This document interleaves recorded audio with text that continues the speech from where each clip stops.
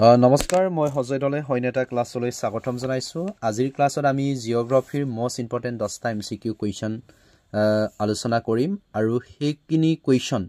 সম্পূৰ্ণৰূপে লুচেন জিকে বুকৰ পৰা কালেক্ট কৰা হৈছে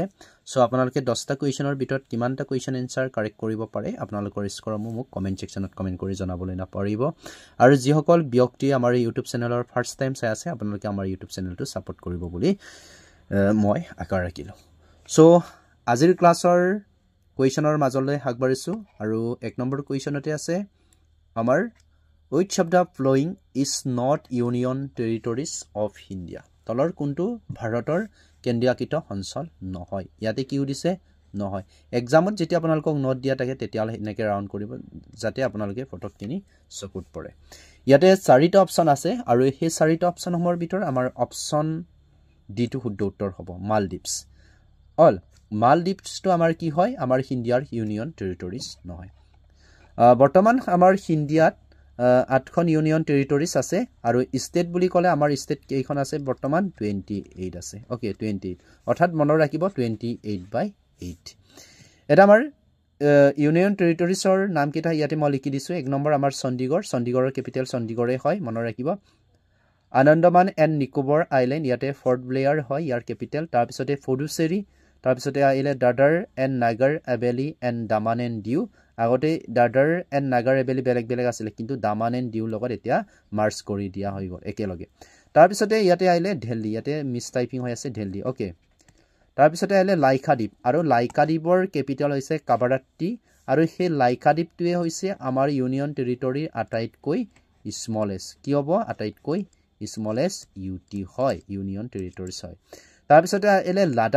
লাডাখ তো আমাৰ বৰ্তমান ইণ্ডিয়াৰ আটাইতকৈ লাৰ্জেষ্ট ইউনিয়ন টেৰিটৰি হয় আৰু লাডাখৰ দুখন ক্যাপিটেল আছে এটো সামাৰ সেশনত ওকে এটো কি কৰা হয় তোমাৰ লে বুলি কোৱা হয় লাডাখৰ ক্যাপিটেল আৰু উইন্টাৰ সেশনত ইয়াক কি বুলি কোৱা হয় তোমাৰ যেতিয়া উইন্টাৰ হ'ব শীতকালৰ সময়ত ইয়াৰ ক্যাপিটেল লাডাখৰ ক্যাপিটেল কাৰগিল বুলি কোৱা হয় ঠিক তেনেকৈ জম্মু এণ্ড কাশ্মীৰো দুখন কি আছে শ্ৰীনগৰ আছে যেতিয়া জম্মু এণ্ড কাশ্মীৰ ক্যাপিটেল শ্ৰীনগৰ বুলি কোৱা হ'ব যেতিয়া ইয়াৰ কি সেশন হ'ব সামাৰ সেশন হ'ব তাৰ পিছতে ইয়াতে জম্মু বুলি কোৱা হ'ব যেতিয়া ইয়াৰ উইন্টাৰ বা শীতকালৰ সময়ত ওকে নেক্সট কুৱেশ্চন নম্বৰ 2 ইয়াতে কুৱেশ্চন নম্বৰ 2 আছে Dibru-Soikwa National Park is famous for which of the following animal? Dibru-Soikwa ৰাষ্ট্ৰীয় উদ্যান তলৰ কোনটো জন্তু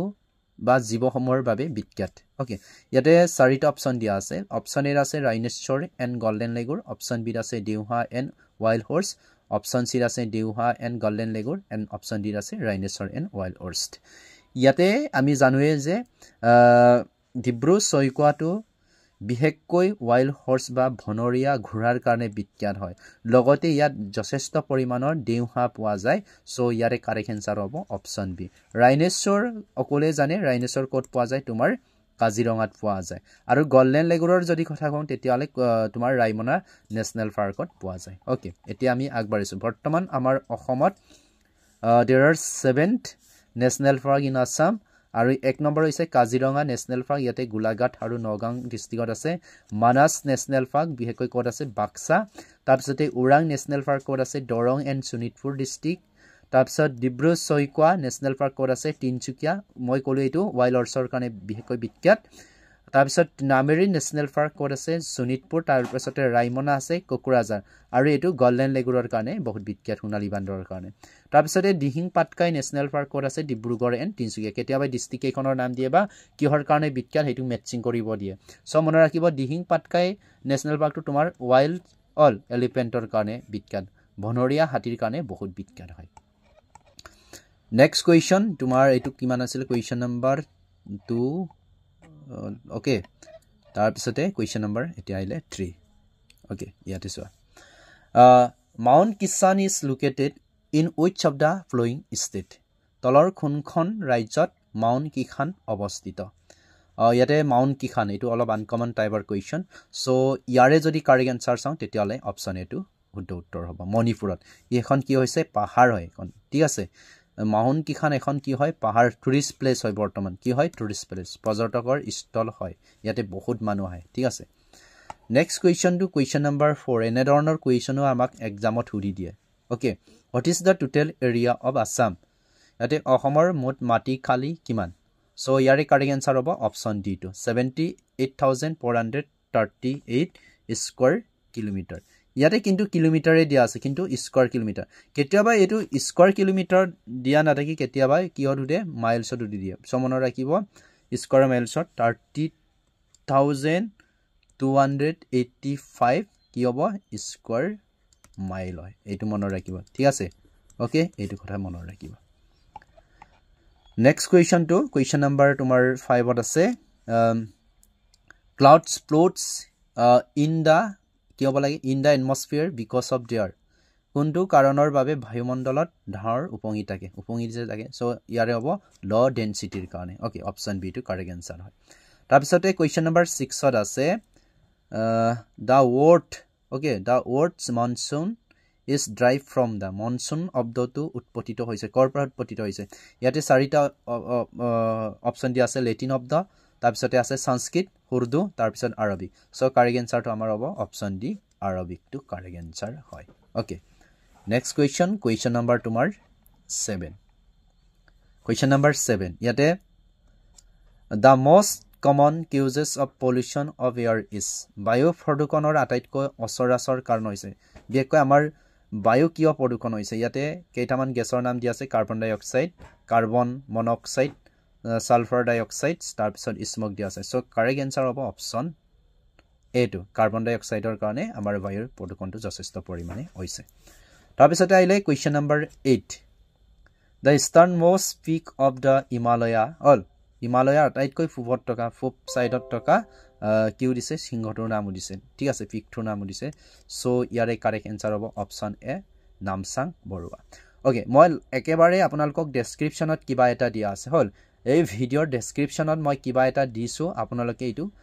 চাব ঠিক আছে ওপেন কৰিব আপোনালোকৰ ডিটেইলছটো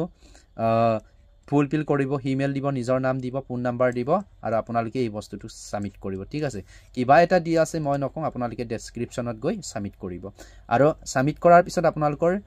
স্কোৰটো কিমান হয় মোক কমেন্ট সেকশনত কমেন্ট কৰি জনাব ওকে সম্পূৰ্ণৰূপে এই বস্তুটো অনলাইন অনলাইন ভিজিট কৰিব আৰু আপোনালোকে সাবমিট কৰিব মোটামুটিকে তাৰ পিছতে question number 9 all density of population show জনসংখ্যাৰ ঘনত্বই দেখুৱাইছে কি দেখুৱায় ওকে ইয়াতে man land ratio okay all ভূমি আৰু মাটিৰ কি হয় অনুপাতটো দেখায় জনসংখ্যাৰ ঘনত্ব ওকে তাৰ পিছতে কুৱেশ্যন নম্বৰ 10 এই কুৱেশ্যনটো অলৰেডি এক্সামত আহিছিলে Lakshadweep island lies in the code Lakshadweep code অৱস্থিত কোনটো আগৰত অৱস্থিত বে অফ বেংগলত নহয় তাৰ পিছত আৰবিয়ান সি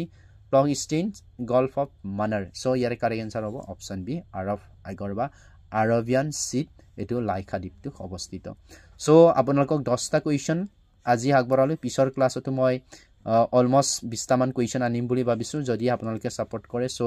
লাইক কৰিব কমেন্ট কৰিব শেয়াৰ কৰিব আৰু ডেসক্ৰিপচনত দিয়া টেষ্টটো আপোনালোকে দিবলৈ নাপাৰিব ধন্যবাদ see you next class